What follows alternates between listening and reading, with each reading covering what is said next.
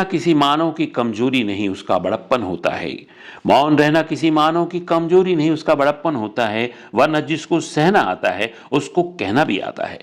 आजादी के पहले और आजादी के बाद से अभी तक लगातार समाज का एक ऐसा वर्ग जो वंचित कहलाता था वो कह नहीं पाता था, लेकिन उनके अधिकारों की लड़ाई में, उन्हें अपने अधिकारों को दिलाने में मोदी सरकार ने अहम रोल अदा किया है।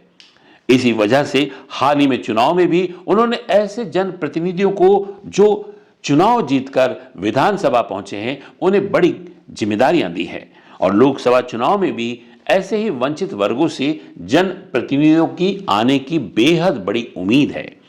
और खासकर वंचित वर्ग के वो प्रतिनिधि जो अपने शिक्षा को बरकरार रखते हुए शिक्षा जगत की ऊंचाइयों को पा चुके हैं, उन्हीं में से एक नाम है डॉक्टर सरिता भारद्वाज। पूर्व में शासकीय शिक्षिका रही हैं और जिन्होंने छत्तीसगढ़ की अनुसूचित जाति महिलाओं की राजनीति में भूमिका विषय पर जिन्होंने रिसर्च किया है और उसके उपरांत उन्हें डॉक्टर ऑफ फिलॉसफी यानी पीएचडी की उपाधि मिली है। ऐसी शिक्षित व्यक्तित्व के धनी डॉक्टर सरिता भारद्वाज आगामी लोकसभा चुनाव में जांजगीर क्षेत्र से अपनी उम्मीदवारों को भारतीय जनता पार्टी के पटल पर प्रस्तुत कर रही है। आइए देखते हैं आने वाले समय में क्या होगा, लेकिन उनके क्या विचार हैं, वो क्या सोचती हैं और खासकर भारतीय जनता पार्टी की विचारधारा को कितनी समझती है, उनसे चर्चा करते हैं। आपका स्वागत है। मैं हूं श्रीधर, आप देख रहे हैं नेताजी डॉट लाइव। आज हमारे बीच जांजगीर चांपा से भारतीय जनता पार्टी की नेत्री डॉक्टर सरिता भारद्वाज हैं। आइए चलते हैं उनसे बात करते हैं नेताजी डॉट लाइव के माध्यम से वो क्या सोचती हैं आगामी राम मंदिर के में राम श्री राम की मूर्ति स्थापना पे, उनके वहाँ पर जो होने वाले आयोजन के विषय में और भारतीय जनता पार्टी की हाल ही में हुई सफलता के विषय में। इसके साथ साथ आगामी लोकसभा क्षेत्र में, आगामी लोकसभा में वो किस तरह से अपने आप को एक उम्मीदवार के तौर से प्रस्तुत करती है। हाल ही में जो भारतीय जनता पार्टी को जो सफलता मिली उसके विषय में आप क्या सोचती हैं? जय श्री राम।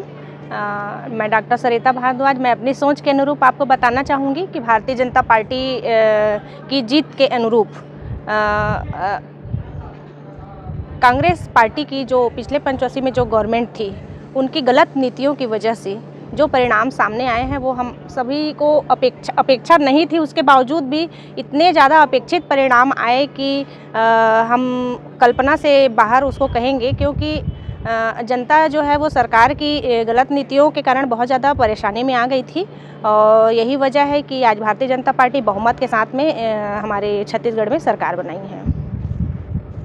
आपको ऐसा नहीं लगता है कि वर्तमान में जो अभी विष्णुदेव सरकार बनी है वो जिन परिस्थितियों में यहाँ पर सरकार आई है और जिस तरह से भ्रष्टाचार के आरोप कांग्रेस सरकार पर लगे थे, क्या ये सरकार के लिए आसान होगा कि जनता को न्याय दिलाना, या जो बातें हुई थी पहले उसे लोगों को ज़्यादा से ज़्यादा न्याय दिलाने पर सरकार को क्या सफल हो पाएगी? बिल्कुल सफल हो पाएगी, क्योंकि भारतीय जनता पार्टी जो कमिटमेंट करती है उस पर वो खरे उतरती है। और जाहिर सी बात है कि मोदी की गारंटी की वजह से ही आज जो छत्तीसगढ़ की स्थिति है सरकार बनने की वो सफल हो पाई है। आखिर ये मोदी की गारंटी जो पूरे देश में, प्रदेश के साथ साथ देश भर में चर्चा का विषय है, आखिर ऐसी क्या बात है मोदी की गारंटी? आखिर आप भारतीय जनता पार्टी के नेत्री हैं, आप लोगों ने मोदी की गारंटी को लेके क्या आगामी लोकसभा चुनाव में मोदी की गारंटी के बलबूते पे आप जनमत ग्रहण करेंगे? जी बिल्कुल, ऑब्वियसली यही है कि पिछले केंद्र सरकार की जो भी नीतियाँ रही हैं वो हमारे समक्ष आ रही हैं और हम अपने आंखों के सामने देखते आ रहे हैं कि मोदी जी ने जो भी बातें की, चाहे वैश्विक स्तर पर की, चाहे अर्थव्यवस्था के स्तर पर की, चाहे और भी जो योजनाएं हैं केंद्र सरकार की उनको पूरी करने के विषय में जो भी बातें की, वो सारी बातें मोदी जी ने, हमारे माननीय जो प्रधानमंत्री जी हैं, उन्होंने पूरी की है। उसी विश्वास के आधार पर हमारे छत्तीसगढ़ में भी जो सबसे ज़्यादा योजना चली, जो चुनाव के पहले महतारी वंदन योजना थी, उसमें सबसे पहले महिलाओं को फोकस किया गया था। और जो व्यक्ति नारी तू नारायणी को आधारित करके चुनाव में आता है सेवा करने के उद्देश्य से, तो नारायणी तो सबको आशीर्वाद देती ही है। यही उद्देश्य है कि यही कारण है कि भाजपा पार्टी छत्तीसगढ़ में बहुत प्रचंड मतों से विजयी हुई है। आगामी 22 तारीख को बहुत बड़ी एक ऐतिहासिक घटना होने वाली है। राम जन्मभूमि में भगवान राम का अवतरण होने वाला है। भारतीय जनता पार्टी को जैसे विपक्ष आरोप लगा रहा है कि इस मामले को, इस घटना को लेकर जिस तरह से मूर्ति की स्थापना हो रही है और प्राण प्रतिष्ठा होने जा रही है, वो कहीं ना कहीं भारतीय जनता पार्टी इसका राजनीतिकरण कर रही है, इसका लाभ उठाना चाह रही है आगामी चुनाव में। आप इस पूरे दृश्य को कैसे देखती हैं? विपक्ष से जो बातें आ रही हैं सामने, वो पूर्णतः निराधार मैं उसको मानती हूँ, क्योंकि आज हम लोग ईश्वर हम ऊपर से डमरू बजा रहे हैं, हम उसी के अकॉर्डिंग काम कर रहे हैं। और जो राम मंदिर वाला मामला हो गया, तो राम मंदिर तो राम जी तो सबके आराध्य हैं, और कुछ गलत लोगों की वजह से राम मंदिर अभी तक नहीं बन पा रहा था। लेकिन हिंदू राष्ट्र बनाने की संकल्पना माननीय हमारे प्रधानमंत्री नरेंद्र मोदी जी ने सपना देखा था, वो सपना साकार होने जा रहा है। इस बात की हम सभी भारतवासियों को निश्चित रूप से बधाई देती हूँ। और 22 तारीख को जो प्राण प्रतिष्ठा हो रही है श्री रामचंद्र जी की, वह बहुत ही नेक विषय है। यहाँ तक कि मैं तो यह कहना चाहूँगी कि पार्टी को किनारे दर किनार करते हुए सभी पार्टी के लोगों को श्री रामचंद्र जी, जो कि हमारे आराध्य देवता हैं, उनके प्राण प्रतिष्ठा में शामिल होनी चाहिए। यहाँ पर कोई भी राजनीतिकरण नहीं करनी चाहिए। आपने हिंदू राष्ट्र की बात की, हिंदू राष्ट्र से क्या मतलब है आपका? क्या मायने हिंदू राष्ट्र के, क्या मायने हैं? मैं जहाँ तक इस विषय के बारे में कहना चाहूँगी कि हिंदू राष्ट्र इन द सेंस जो हमारे समाज में ऊंच नीच जो अभी तक चलते आ रही है, जो धारणा, उससे क्या है, सभी अलग अलग वर्गों के बीच में जो आपसी वैमनस्यता और आडंबर जो जात पात का है, वो उसका उपयोग राजनीति में हो रहा है। तो इसी चीज़ों को फोकस करते हुए, क्योंकि जाति पात के कारण मॉब लिंचिंग की घटना हो रही है, और भी बहुत सारी घटनाएं अभी भी देखेंगे, भारत पाक का युद्ध हो जाए, ये सब जात पात की वजह से हो रही है। तो इसी सभी चीज़ों को दूर करने के उद्देश्य से, क्योंकि हम हिंदुस्तान में रहने वाले सभी हिंदू हैं और भारतीय हैं, इसी वजह से सभी हिंदुत्व की भावना सभी व्यक्तियों में होनी चाहिए। इसी उद्देश्य के साथ में माननीय नरेंद्र मोदी जी ने 22 तारीख को जो राम मंदिर का प्राण प्रतिष्ठा हो रहा है, उसमें सभी लोगों को आह्वान किया है, और हिंदू राष्ट्र बनाने के लिए आह्वान माननीय नरेंद्र मोदी जी के द्वारा किया गया। ये सार्थक विषय है और सत्य भी है। आगामी कुछ महीनों के बाद से लोकसभा चुनाव हो रहे हैं, और बतौर एक लोकसभा के लिए उम्मीदवार के रूप में आप अपने आप को प्रस्तुत कर रही हैं जांजगीर लोकसभा क्षेत्र से। आखिर ऐसे कौन से कारण हैं, ऐसी कौन सी उपलब्धियां जिसकी वजह से आप लोकसभा में अपने आप की उम्मीदवारी को प्रस्तुत करने की कोशिश कर रही हैं भारतीय जनता पार्टी के प्लेटफॉर्म में?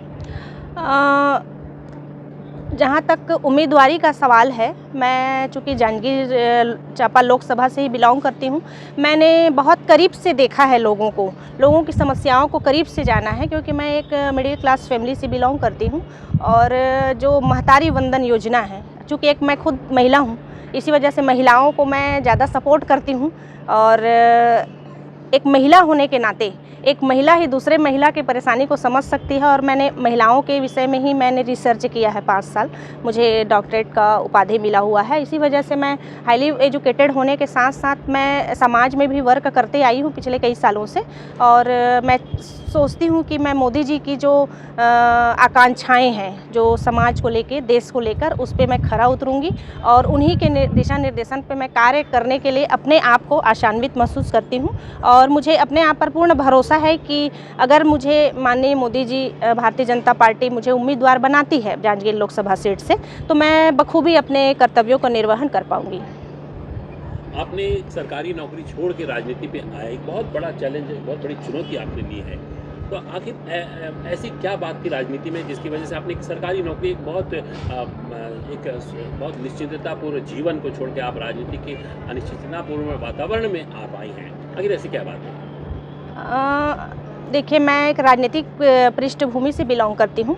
मेरे पति जो है वो 2 पंचवर्षीय जनपद सदस्य रहे हैं भारतीय जनता पार्टी से, और मैंने देखा है कि जो समाज के लोग हैं वो छोटी छोटी समस्याओं को लेकर सभी नेताओं के इर्द गिर्द घूमते रहते हैं, सभी अधिकारियों के इर्द गिर्द घूमते रहते हैं, लेकिन जो अच्छे रहते हैं वो उनका काम कर देते हैं। लेकिन कई नेता और कई अधिकारी भी, मतलब सभी के शासन में ये बातें देखने को आती हैं।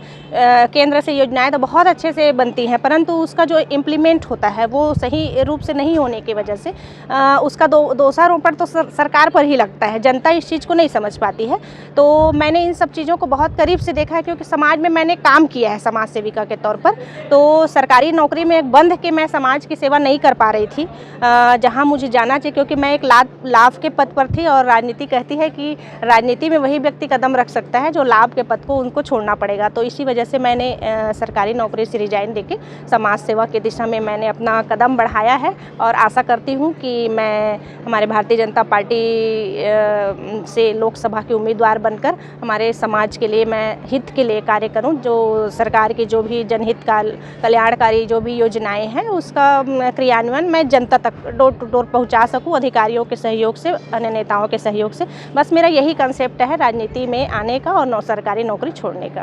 आप जनता को क्या संदेश देना चाहती हैं नेताजी .live चैनल के माध्यम से, कि जनता को आगामी चुनाव में क्या करना चाहिए, लोकसभा चुनाव में, और क्यों करना चाहिए? मेरी तरफ से यही संदेश रहेगा आम जनता को कि लोकसभा चुनाव में अपना जो एक बहुमूल्य कीमती वोट है, तो उस वोट को भारतीय जनता पार्टी को ही दें, क्योंकि भारतीय जनता पार्टी ही एक ऐसी पार्टी है जो जन उपयोगी, समाज के हित के लिए सोचने वाली है, और जो कि अभी तक हमको कई प्रकार के उदाहरण से ही देखा जा सकता है कि यही एक ऐसी पार्टी है जो हमको हिंदुत्व की ओर लेके जाती है। हम सब हिंदू हैं और एक ही माला के सभी मोती हैं, और इसी वजह से मैं आग्रह करना चाहती हूँ कि जो हमारी जनता है वो भारतीय जनता पार्टी को वोट करें, और अपने कीमती वोट को इधर उधर जाया ना करें, सोच विचार के अपने वोट को कमल छाप में ही वोट करें। डॉक्टर सरिता भारद्वाज ने, एक शिक्षित महिला जो सरकारी नौकरी छोड़ के राजनीति के क्षेत्र में इसलिए आई कि जनता की सेवा कर सके, जनता के साथ न्याय कर सके, और जनता के लिए, जनता के साथ खड़े रहे, उनकी समस्याओं में, उन मांगों को लेकर जो हमेशा ही वो जन प्रतिनिधियों के बीच करती है। राजनीति के क्षेत्र में उनका ये पदार्पण काबिल तारीफ है। आगामी समय में देखते हैं किस तरह से भारतीय जनता पार्टी इतने शिक्षित उम्मीदवार को अपने उम्मीदवार के रूप में लोकसभा चुनाव में प्रस्तुत करती है। उनसे हमने विभिन्न विषयों में बात किया, उन्होंने नेताजी .live में बात किया, उसके लिए धन्यवाद। नमस्कार मैडम। नमस्कार। नेताजी .live के प्रायोजक है Satyadeep diagnostic and clinic, Supela, Bhilai.